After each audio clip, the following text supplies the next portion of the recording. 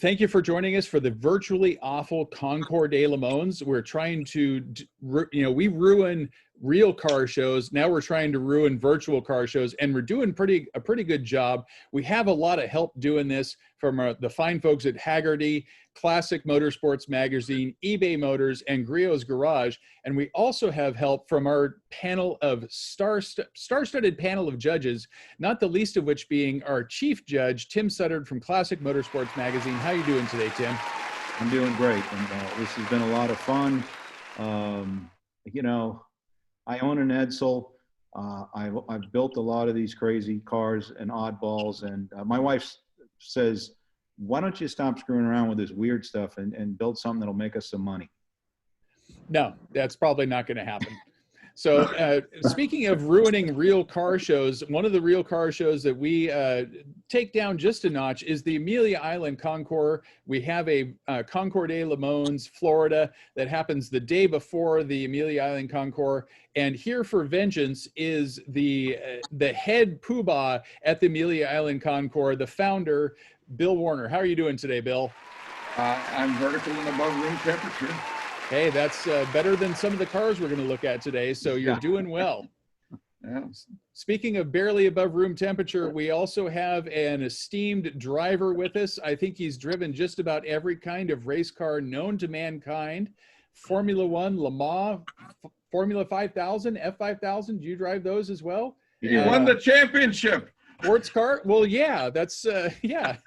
David Hobbs, how are you, David? Well, I'm doing fine, thanks, Alan.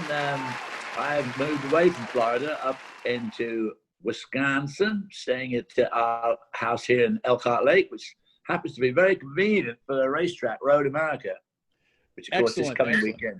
Yeah, if you can get a house next to a racetrack and not complain about the noise, you're the kind of neighbor the racetracks like to have. So well, wasn't that stupid? We are downtown. We're away from the racetrack, but it's only a couple of miles. I guess you don't like it there in January, though. No, I hate it. You would too. Well, without further ado, let's move into judging our classes. It is the Rust Belt American Junk Mopar class.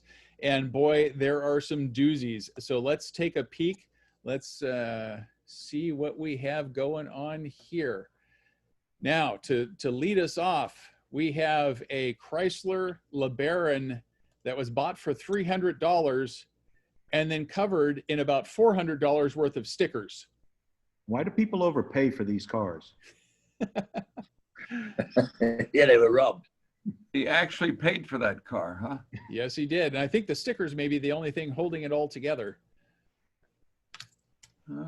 So moving on, we have a 1985 Dodge Aries K wagon. That's much too nice. Resplendent. Yeah, that car saved Chrysler. I guess that was a long time ago. If you can buy a better car, buy it. Yeah. They did. Yeah, no, boy, did they. So a decent car, amazing to see one still running and driving today.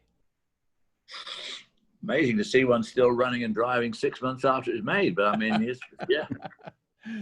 Pretty rare car.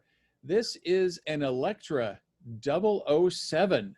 Now, this was an early attempt at a factory electric car, and the problem with it is the mileage wasn't great, but the current owner has a solution for that. They tow a generator behind it. That's very clever. That's a candidate. Yeah. That is indeed up there. And they've actually put it out on racetrack at a Concord, at a 24 Hours of Lemons race, and just swapped all the batteries out every time it discharges and they come in for a pit stop. So brilliant. Bill, do you remember when we went with the hepatitis Z to CMP to that Lemons race? That was the worst prepared car I think I ever sat in. I can remember asking John Finger how long it would take for us to kill that car. It took about 4 hours of abuse. I think prepped it. I think the highlight of that whole race was when a diesel rabbit blew by me on the straightaway. Driven by Judy Stropers. Yeah, probably. We had We have a Chrysler New Yorker from, or a Newport from down under. We have quite a following in Australia, some very enthusiastic car owners down there. It is a New Yorker pillarless sedan. So the windows go down, there's nothing to obstruct your view, and just wafts down the road, I'm sure. hope And fuel's nothing to cheap hold there. the roof up when you roll it over either. But It's much Yeah. too nice. I'm going to say that one's got no hope. It looks pretty good. Yeah, What's the for sale sign say? not quite sure. They say Barge of America? on the Yeah. back? Something like that. So next up is let's see. Next up, we have a car that was passed down. This was bought new by the current owner's grandparents, and he longed for it for some reason and was passed down to him when he was 14. He has changed the color on it several times, redone it several times. It has the Leaning Tower of Power Slant 6 in it, and he has currently stripped it down to bare metal and has done a rendering of what it's going to look like when it's all done. Now, who puts that kind of effort and love into a four-door Mopar is kind of beyond me. A 1975 Dodge Dart custom sedan. Good. It, Great. it kind of reminds me of, I asked Ennis Ireland one time what he did after he was racing. He said he became a commercial fisherman and he might as well just have stayed on the end of the dock and torn up 20-pound notes and thrown them to the air. The guy with that car could probably just tear up the money and be ahead of the game. Yeah, he could have a new Ferrari with the money he spent on that thing over the years. Well, because of the overspend, he could be a contender. Because I mean, that is ridiculous. Yeah. That is, really That's- ridiculous. It's David, not- David, you want his phone number? Maybe you can put him in a new Honda. Put him in an old one.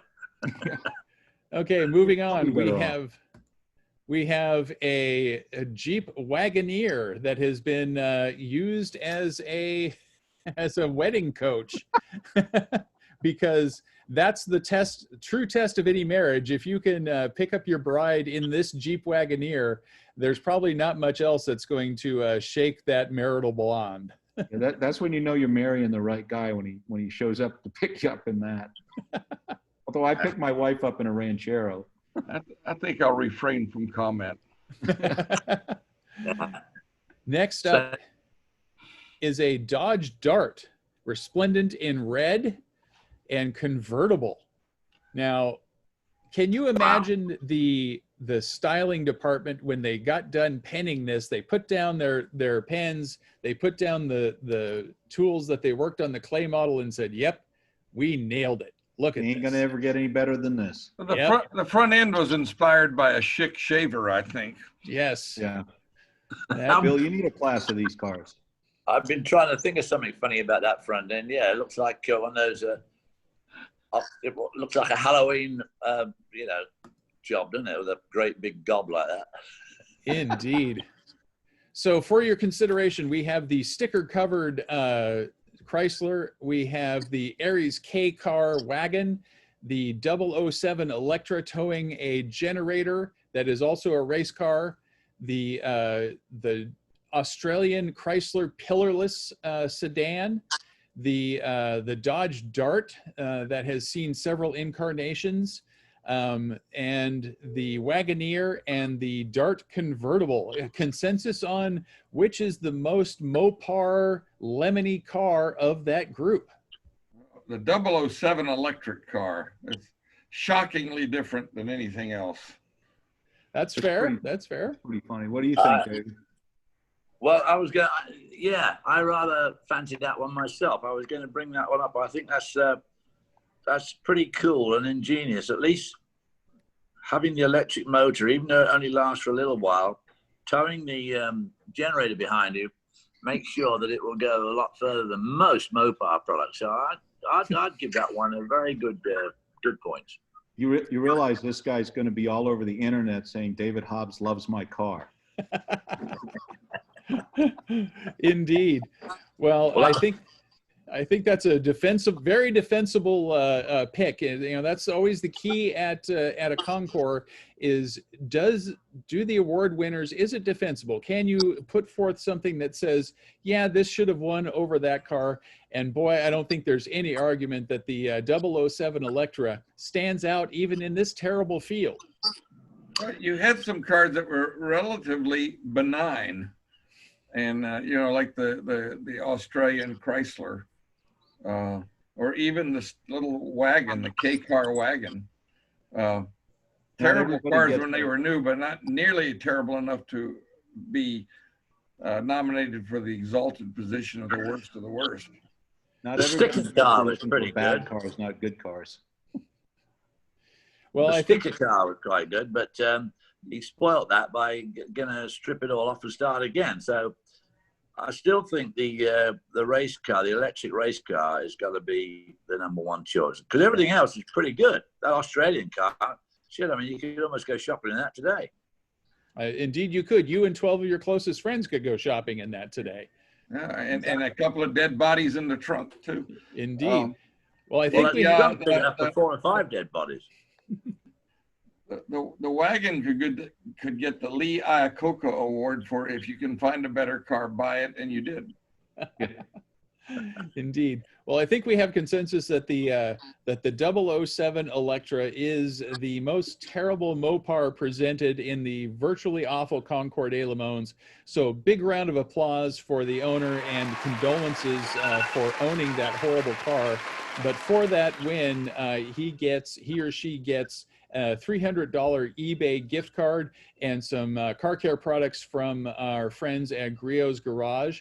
We'd like to thank all the sponsors for being dumb enough to be involved in this, and our judges as well. Haggerty, Classic Motorsports Magazine, eBay Motors, and Griot's Garage. Bill Warner and David Hobbs, thank you for taking time to take part in this just absolute debacle of a car show. Oh, thank you for having me. I'm honored and proud to be involved with such an esteemed group of people.